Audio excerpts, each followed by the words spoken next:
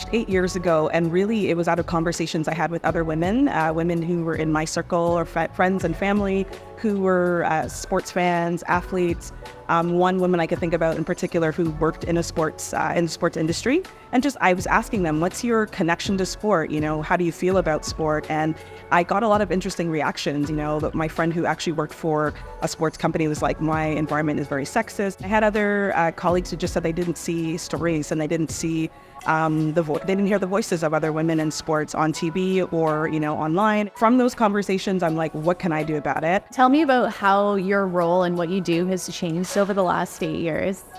Yeah, when I first started, there wasn't that many platforms out there that, interviewed women or told their stories. There were some in the States, but not a lot in Canada. So I could definitely see the difference with that. We started interviewing Canadian women in sport, whether they were athletes, coaches, Olympians, Paralympians, health nutritionists, and we just saw the interest growing. And in the second year of She's for Sports, I decided to say, let's have some events. Let's create safe spaces where women can come together to talk about sports, talk about their journey and their careers in sport, and talk about things that we don't always talk about, like pay equity and growing the pipeline for coaches. So that's sort of something that changed with She's for Sports over the years. We added events.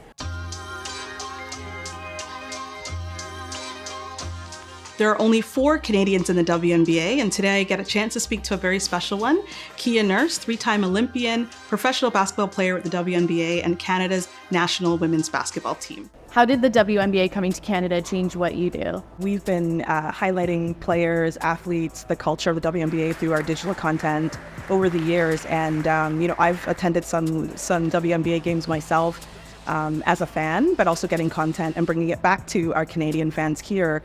But what it has done for me is it has sparked a new project called Convos with the W, where we sit down with WNBA players, women that are in the W, to talk about their journey, talk about the culture, talk about the growth. And we're doing that through our digital video series, and it's been a lot of fun, but it's also a new project that She's for Sports is leading, and it's a lot of fun. And do you think in this space there's kind of still a lack of coverage or outlets to learn more about the W? Yeah, let's look at it. The media environment is changing.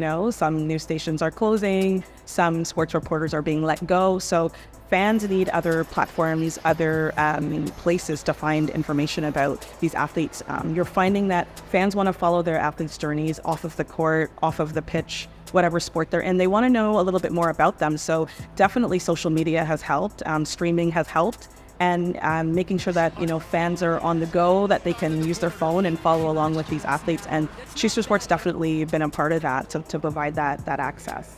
And tell me about the upcoming event on November 5th. Very exciting. I'm working with a company called The Give and Grow. We are coming together to celebrate the WNBA culture, celebrate women in sports, myself, and the founder, Olivia. We're both, business owners in sports, and we're also bringing along Whitney Bell from WNBA Toronto, just to talk about the excitement of the W coming to Canada. It's Canada's team, right? And what does that mean for fans? What does that mean for the growth of the league, And I think we need more of these spaces in Toronto, in Canada, to get fans excited, and to also show, as I said, other women and girls that, you can be a founder of a sports company. What are your hopes for the future of women in sports? I want to see more events, more activations, more access for fans, whether it's merchandise, whether it's coming to an event like our event, whether it's carrying these narratives and these stories about these wonderful women in sports and players. Toronto is such a great sports city.